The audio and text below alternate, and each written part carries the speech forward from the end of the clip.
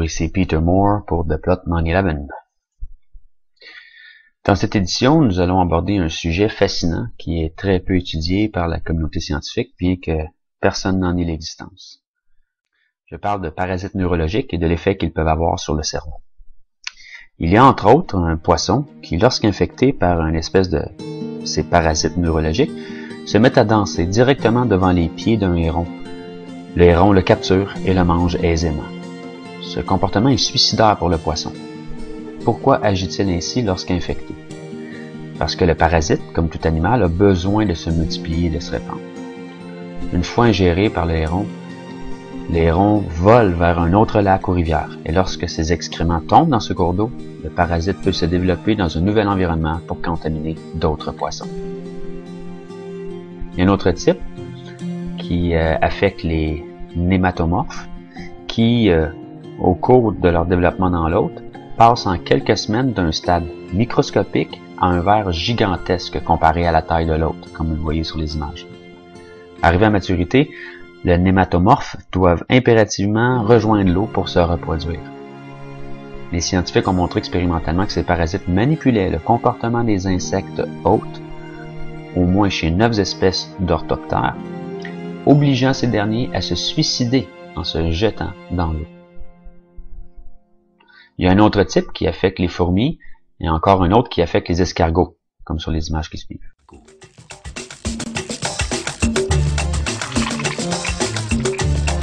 Elles se la répartissent et la rapportent à la colonie pour la déguster.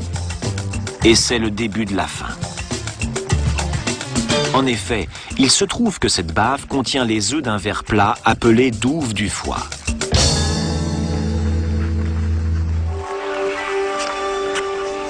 Quand une fourmi mange la bave, le ver s'installe dans son cerveau et en prend le contrôle.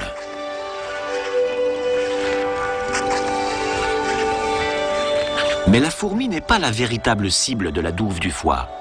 Elle préfère parasiter un animal plus gros, un mammifère par exemple, comme cette vache. La douve du foie peut activer ou désactiver les réflexes instinctifs de la fourmi. Quand il n'y a aucun hôte plus intéressant en vue, la fourmi se comporte normalement. Mais dès que des vaches arrivent dans les parages, les fourmis semblent poussées à se mettre volontairement en danger. Ainsi, elles se perchent sur des fleurs appétissantes là où les vaches vont brouter. Les vaches ingèrent donc les plantes, mais aussi les fourmis, et donc les larves des douves du foie. Une fois à l'intérieur de la vache, les larves passent de l'estomac au foie, où elles se développent et à l'âge adulte se repaissent des tissus hépatiques. C'est aussi là que les vers pondent leurs œufs qui seront ensuite présents dans les bouses de vache, mangés par les escargots, et c'est ainsi que le cycle continue. Si cela vous semble un peu tiré par les cheveux, sachez que ces créatures effrayantes peuvent vivre à 2 pas de chez vous.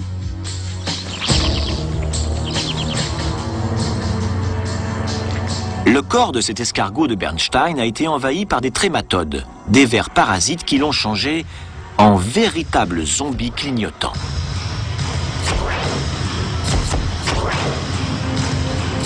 C'est le résultat bizarre du voyage d'un ver microscopique d'un escargot à un oiseau, puis à un escargot. Après avoir incubé dans l'escargot, un grand nombre de larves du parasite envahissent les pédoncules oculaires de l'escargot.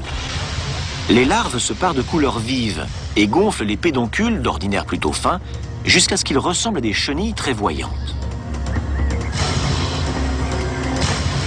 Les oiseaux, comme ce gobe-mouche noir, ne peuvent résister à la tentation. Ils dévorent l'escargot et ingèrent les parasites par la même occasion. Les intestins de l'oiseau sont l'endroit idéal pour la reproduction des vers. Au final, l'oiseau rejette dans ses déjections de nouveaux œufs qui seront avalés par les escargots. Et ainsi continue le cercle vicieux des zombies.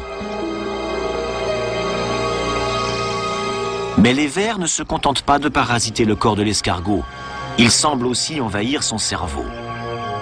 Dès le lever du soleil, cette victime infectée rampe à découvert, là où les oiseaux peuvent la repérer, alors qu'aucun escargot sain d'esprit ne ferait une chose pareille. Mais la fin de l'histoire est surprenante. Les escargots parasités qui ne se font pas manger par les oiseaux ont de bonnes chances de vivre plus longtemps que ceux en bonne santé.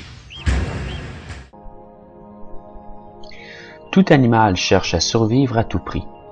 Lorsque son cerveau est corrompu par un parasite, par exemple, il devient suicidaire. Et c'est là que je sors du scientifiquement incontestable pour tomber sur une note plus spéculative, mais poétique, vous serez d'accord avec moi. L'être humain serait-il affecté en masse par un parasite neurologique? C'est en 1987 que j'ai lu le livre de Hubert Reeves, L'univers a-t-il un sens? L'heure de s'enivrer. Dans son introduction, il fait référence aux bombes nucléaires, en concluant « L'homme fait tout ce qu'il peut, et plus encore, pour arriver à sa propre autodestruction le plus rapidement possible. » Imaginez la force de cet énoncé. L'homme fait tout ce qu'il peut, et plus encore, pour arriver à sa propre autodestruction le plus rapidement possible.